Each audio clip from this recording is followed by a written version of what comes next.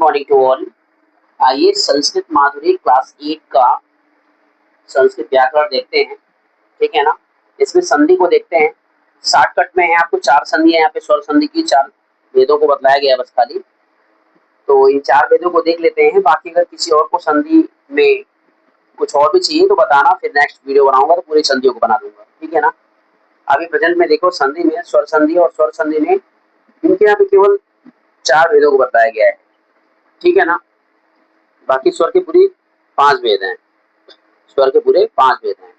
दीर्घ संधि, गुण संधि, वृद्धि संधि, यण संधि और अयादि संधि, है ना। लेकिन यहाँ पे आपको केवल 4 मिलेंगे।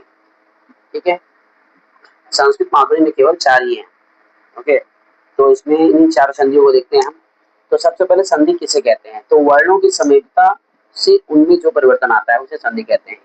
या हम अपनी भाषा में अपने शब्दों में अगर लिखें या फिर कहें तो यही कहेंगे कि वर्णों के मेल से संधि होता है या संधि बनता है। ठीक है ना।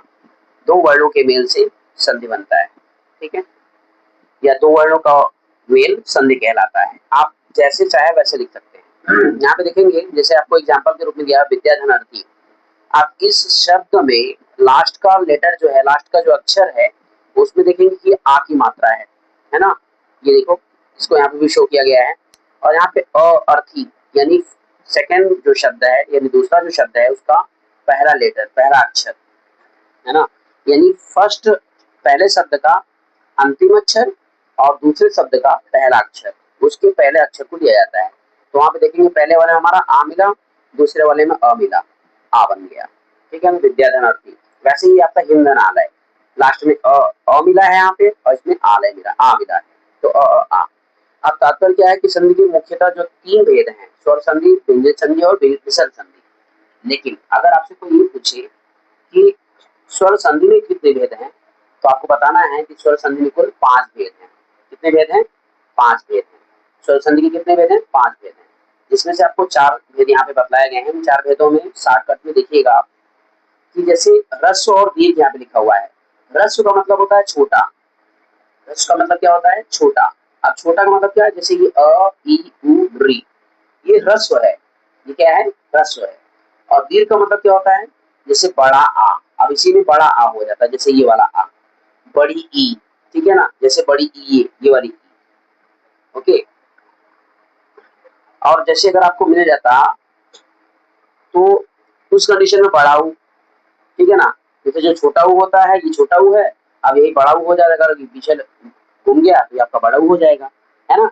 तो अगर आप देखेंगे ऊ और ये री में भी बड़ी री होती है, यानी इसी में एक और मोड़ होगा तो आपका बड़ी री हो जाएगी। मतलब क्या है कि रस और दीर्घ यानी छोटा यानी अयूरी, या बड़ा यानी दीर्घ, दीर्घ मीन्स बड़ा, यानी आ, बड़ी ई, बड़ा ऊ, बड़ी री के बाद में कोई भी समान स्वर आवे, कोई भी समान स्वर। समान स्वर का मतलब क्या है? यानी जैसे ये स्वर दिए गए हैं ठीक वैसे ही वो भी स्वर हो, फिर चाहे वो ह्रस्व हो मतलब छोटे वाले हो, फिर चाहे बड़े हो। जैसे यहाँ पे क्या मतलब था? यहाँ पे मतलब ये था ना कि ह्रस्व या दीर्घ यानी छोटे हो या बड़े हो लेकिन सिमिलर हो, समान हो। तो यहाँ पे तात्पर्य वही है ना कि दीर्घ संधि में क्या होता है कि ह्रस्व या दीर्घ अयूरी के बाद में समान स्वर ह्रस्व या दीर्घ अयूरी आता है तो दोनों का दीर्घ स्वर हो जाता है। समझ गए आप इसको? अभी देखिए आप, जैसे आप अ, ई, उ, री ये छोटे हैं, लेकिन इसमें बड़े भी अगर आते हैं जैसे आ, ई, उ, री, और उसके बाद में भी जो भी आएंगे वो समान होने चाहिए। यानी जैसे अगर आ आया है तो आ ही हो या अ हो, यानी छोटा हो या बड़ा हो, लेकिन वही समान स्वर होना चाहिए। समान स्वर का मतलब अगर आ है तो अभी अ हो या आ हो, तब वो आपका समान स्वर हुआ। ठीक है ना। तो उस कंडीशन में आपका वो क्या हो जाता है? दीर्घ संधि हो जाता है। जैसे यहाँ पे देखिए देवधन आलय, यहाँ पे देखिए कैसे हम कहेंगे कि समान स्वर है। यहाँ पे हमारा क्या छिपा हुआ है? अ छिपा हुआ है ना। और यहाँ पे क्या छिपा हुआ है? आ छिपा हुआ है। यानी पहले अक्षर का लास्ट वाला अक्षर, लास्ट वाला हाँ वर्ड, और दूसरे शब्द का पहला अक्षर यानी पहला वर्ड। तो यहाँ पे अ छिपा हुआ है, यहाँ पे हमारा आ छिपा हुआ है। दोनों मिला के हमारा आ हो गया। यानी समान है कि नहीं? भले छोटा या बड़ा है, क्योंकि यहाँ पे सीधी सीधी आपको डेफिनेशन में भी यही चीज कहा गया है, समान स्वर होने चाहिए, फिर चाहे वो छोटे हो या बड़े हो। ठीक है ना। तो देखेंगे आप क्या बन जा रहा है? देवधन आलय। ठीक उसी तरीके से भानुधन उदय, भान उदय बड़ा हो जा रहा है ना। जब ये होते हैं तो दीर्घ स्वर हो जाते हैं। दीर्घ स्वर का मतलब होता है बड़ा स्वर, यानी बड़ा आ, बड़ी ई, बड़ा ऊ, बड़ी री, ठीक है ना, ये हो जाता है। जैसे देखिए आपका भानुधनुदय, भानुदय बड़ा हो गया कि नहीं। अब भानु यहाँ पे छोटा था, यहाँ पे भी छोटा था। अब इस ऊ को लेंगे, इस ऊ को लेंगे, बड़ा ऊ बन जाएगा, तो ये भानुदय हो जाएगा, ठीक है ना। वैसे ही आपको कवींद्र, यहाँ पे छोटी, यहाँ पे छोटी, इन दोनों छोटी को जोड़ेंगे तो हमारा बड़ी हो जाएगा। पर पितृदंड्रिणम, अब देखो यहाँ पे छोटी री है, यहाँ पे भी छोटी री है, इन दोनों को मिला के दो री हो रहा है ना, यहाँ देखो बड़ी री होगी नहीं, पितृणम, ठीक है। तो ये दीर्घ संधि का हो गया, इसको हमको समझना होगा, आपको देखना होगा कैसे क्या होता है, ठीक है। जैसे बतलाया कि आपको वैसे फोकस करेंगे, बहुत इजीली आपको समझ में आ जाएगा। दूसरा देखेंगे गुण संधि। अ या आ के बाद में ह्रस्व स्वर या दीर्घ, ध्यान देना इसमें क्या है कि अ या आ के बाद में चाहे वो छोटा या बड़ा, ह्रस्व यानी छोटा, दीर्घ यानी बड़ा, छोटा या बड़ा ई उ री आवे तो उसके स्थान पे दोनों के स्थान क्या हो जाता है। अगर अ के बाद में ई आता है क्या बनेगा, ए बनेगा। अगर अ या आ के बाद में उ आता है क्या बनेगा, ओ बनेगा। अगर अ या आ के बाद में री आता है क्या बनेगा, और बनेगा। ध्यान देना, जैसे देखिए दिन धन ईस, ठीक है ना, दिनेश, न और ए, यानी अ मिला और ई मिला, तो अ ई मिलके ए बना, दिनेश हो गया। योग धन ईश, योगेश, योग धन इंद्र, योगेंद्र, है ना। इस तरह के चाहेंगे तो आप कैसे भी करके बहुत से शब्दों को बना सकते हैं। जैसे देखिए अगला महाधन ऋषि, अब देखो आ आया, आ के बाद हमारा री आया तो अर बन जाएगा। देखो महर्षि, अर बना ना, महर्षि, ठीक है ना। हित धन उपदेश, अ है, अ के बाद में उ आया, तो अ के बाद में उ आने से क्या बन जा रहा है आपका, ओ बन जा रहा है। क्या बन जा रहा है, ओ, तो हितोपदेश हो गया, ठीक है ना। गुण संधि में आपको साफ साफ समझाया गया है कि अगर आपको अ या आ के बाद में, ठीक है ना, अ या आ के बाद में अगर ई उ री इन तीनों में से कोई आता है तो अ या आ के बाद में अगर ये आता है, जैसे कि मैंने आपको पहले ही समझाया है, फिर से समझा रहा हूँ, बता दे रहा हूँ कि अ या आ के बाद में अगर ई आता है तो ए हो जाएगा, अ या आ के बाद में अगर उ आता है तो ओ हो जाएगा, ठीक है ना।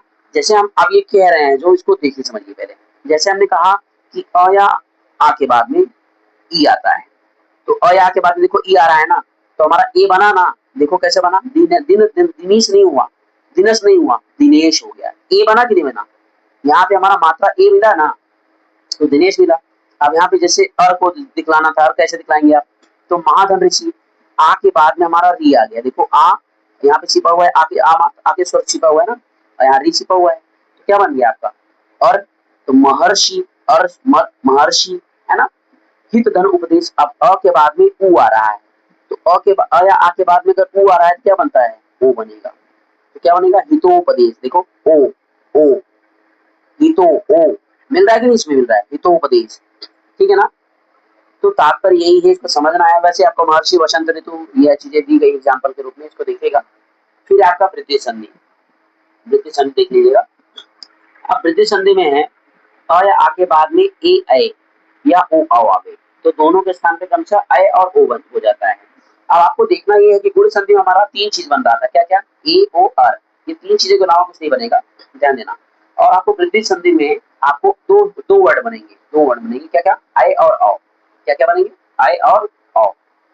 कैसे करेंगे हम, जैसे हमारा अ या आ के बाद में अगर ए आवे या ऐ आवे तो क्या बनेगा, ऐ बन जाएगा, ठीक है। और अगर ओ और आवे तो क्या बन जाएगा, औ बन जाएगा। जैसे देखो सदा, सदा में आ की मात्रा है ना, और एव आया, सदा धन एव, सदैव बन गया, ठीक है ना।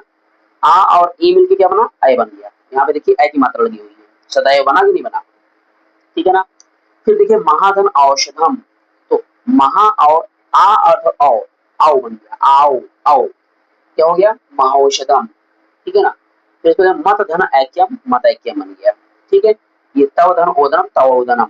तात्पर्य ये है कि आपको अ या आ के बाद में ए ऐ या ओ औ आते हैं तो आपको दो ही वर्ड मिलेंगे, दो ही वर्ड बनेंगे, क्या क्या, ए ऐ और औ, ए नहीं, ऐ और औ, ठीक है ना, ऐ और औ, दो चीजें बनेंगी बस, ठीक है। यह सन में देख लीजिए आप, ये आपका है। देखिए अगर सूत्रों की बात करें तो दीर्घ संधि का सूत्र होता है अतः संवर्णे दीर्घ आदगुण, यानी इसका गुण संधि का आदगुण, वृद्धि संधि का वृद्धिरेचि, यण संधि का इको यणचि। ये संस्कृत के कुछ सूत्र हैं जिसके माध्यम से हमारे जो प्रत्याहार है इसमें छिपे रहते हैं, जो बताए जाते हैं कि इसमें क्या क्या मिल सकता है, क्या क्या बन सकता है, ठीक है। तो ये डीपली है थोड़ा सा ज्यादा, तो शॉर्टकट में आपको समझाना है यहाँ पे, ठीक है। अब यहाँ पे क्या है कि चाहे वो छोटा हो चाहे वो बड़ा हो, ई उ री, यानी ई उ री आवे और उसके बाद में कोई भी असमान स्वर आवे। असमान का मतलब है सेम टू सेम नहीं, यानी ई के बाद ई नहीं, ई के बाद उ के बाद उ नहीं, री के बाद री नहीं, इसके असमान स्वर आवे, यानी कोई भी स्वर आवे, चाहे वो अ हो, चाहे वो आ हो, चाहे वो उ हो, ठीक है? तो वो डिफरेंट चीज़ों को निर्माण करेगा। जैसे देखिए य, हाँ, व, र, इन सभी चीज़ों का निर्माण हो जाएगा, ठीक है ना? जैसे अगर हमारा ई के बाद में अ आता है, तो क्या बनेगा? य। और अगर उ के बाद में अ आता है, क्या बनेगा? व। और री के बाद में अगर अ आता है, क्या बनेगा? र। देखो कैसे करते हैं। जैसे आपका इति धन आदि, तो देखो ई है ना, इसमें कौन सा स्वर छिपा हुआ है? ई छिपा हुआ है। कौन सा स्वर? ई। और आ गया तो या हो जाएगा। क्या हो जाएगा? या। क्या हो जाएगा? इत्यादि। प्रतिधन एकम, ये आधा तो बन जाएगा ये देखो ये छिपा हुआ है ना? ये इन दोनों में ये छिपा हुआ, तो ये मिला प्रत्येकम। सुधन आगतम, उ है आ, उवा, वा, मिला ना? वा। तो स्वागतम, ठीक है ना? मातृधन आज्ञा, री, री, आ, रा, त्रा, ठीक है ना? रा हो गया तो यहाँ पे त था तो त्रा हो गया, तो मात्राज्ञा, ठीक है? आज के लिए इतना ही है, बाकी नेक्स्ट क्लास में आपको नेक्स्ट चीजें बताई जाएंगी। तब तक के लिए थैंक यू सो मच।